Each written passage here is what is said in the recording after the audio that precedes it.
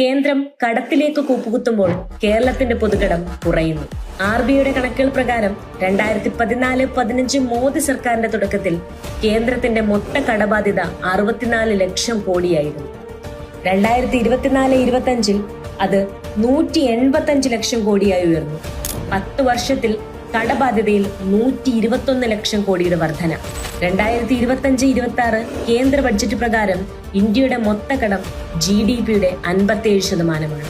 കേന്ദ്രം കടത്തിലേക്ക് കൂപ്പുകുത്തുമ്പോൾ കഴിഞ്ഞ 30 വർഷത്തിനിടയിൽ ആദ്യമായി കേരളത്തിന്റെ കടബാധ്യതയുടെ വളർച്ചാ നിരക്ക് കുറയ്ക്കാൻ പിണറായി വിജയന്റെ നേതൃത്വത്തിലുള്ള കേരള സർക്കാരിന് കഴിഞ്ഞു. 2021 GDPയുടെ 38% കേരളത്തിന്റെ പൊതുകടം 2025 34% കുറഞ്ഞു. 2025-26 കേരള ബജറ്റ് പ്രകാരം അടുത്ത സാമ്പത്തിക വർഷം ഇത് 32%-ലെത്തും. ഇന്ത്യയിലെ